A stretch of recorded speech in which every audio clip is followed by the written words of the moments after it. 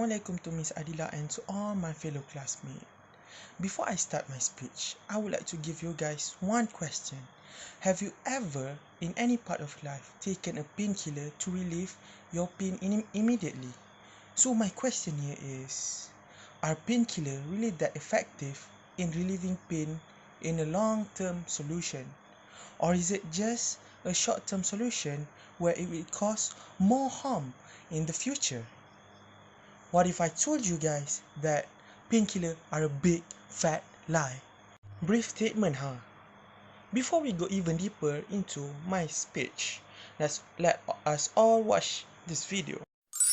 Illustrate here. I was talking earlier when I mentioned heartburn. The stomach is coated with this nice mucous membrane. And as long as it's coated with that, you tend to do fine. But non-steroidal anti-inflammatory drugs, things like ibuprofen, naproxen, actually can, in some people, decrease and thin that mucus lining. Why is that a significant thing to worry about? Well, let me show you. Right in here, this is nice mucus, but you can see this area where that mucus is eroded. Where that area is eroded, you can actually develop ulcers. You can develop just inflammation of the lining of the stomach. You guys understand that video?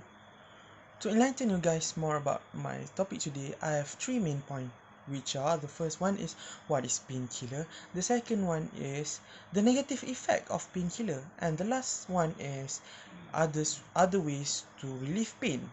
Without further ado, let's start my first point. So for my first point, what is painkiller? So basically, painkiller are the medicine that are used by doctors to relieve pain immediately from patients that are enduring huge pain and unbearable pain. So nowadays there are a lot of painkillers brand, but all of them came from three main type of painkiller. The first one is paracetamol, the second one is opioid, and the last one is called non-steroidal anti-inflammatory drugs, or NSAIDs. So all these painkiller works in different ways. For example, NSAIDs works by blocking an enzyme called the COX enzyme. That enzyme often produce a chemical called prostaglandins, where that chemical will cause pain and inflammatory to the part of the body which are injured. Another example is opioid. Opioid works by going into the central nervous system, and then it will bind into the receptor that is located in the central nervous system. So when it binds, what it actually does is that the receptor will not function well, and it will directly cause the patient to feel less pain. Okay, so in my first point, I have just defined what is painkiller and what the type of painkiller. So now let's move to my second point, which is what are the negative effects of painkillers. Painkiller might sound like the best solution for us to relieve pain, isn't it? Once we eat the pill, we will no longer feel pain. But little do we know, there are a lot of negative effects of painkiller based on my findings. One of the negative effects of opioid is that it is highly addictive. Because of that, there's a risk of abuse of using it. Opioids can also cause constipation. Based on one study, they have found out that almost 90% of the patients that use opioids have constipation, and what is worse is that constipation can set immediately 1 or 2 days after you take opioids. Not only that, painkillers can cause an imbalance in the hormone.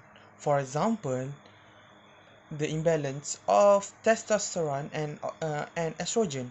What is that? That is the hormone, the sex hormone of the male and female. So because of that hormone imbalance, it can cause low energy and fatigue in the patient. You might think that it couldn't get even worse, but that's way wrong, because painkiller can reduce the ability of our immune system.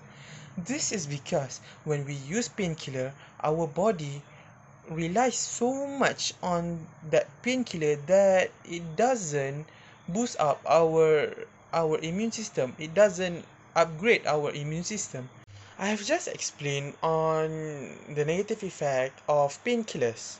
So next we shall move to my third point, which is other alternative to relieve pain. In a way to avoid the use of painkiller, we must find other alternatives to relieve pain. That is why I have found the best alternative that doesn't have all these side effects or all this long-term negative effect from the normal use painkiller. That alternative is by using natural painkillers. Okay, the real question here is, what are those natural painkillers? One of it is willow baker. What is a willow baker? Willow baker is a herb where when you chew or when you brew it into a tea, it will it will reduce pain and it will reduce inflammation, and also it can help with fever. Besides consuming willow baker, we can also use an ancient Chinese technique or practice that is called acupuncture. What is acupuncture? Acupuncture is a technique where they put needles into the skin of the patient.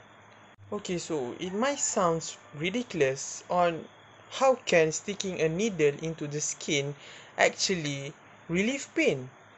But what you guys actually don't know is that when the needle is taken to the body, the body will release a chemical called serotonin, in which that chemical function as a feel good chemical, and this logically will relieve pain.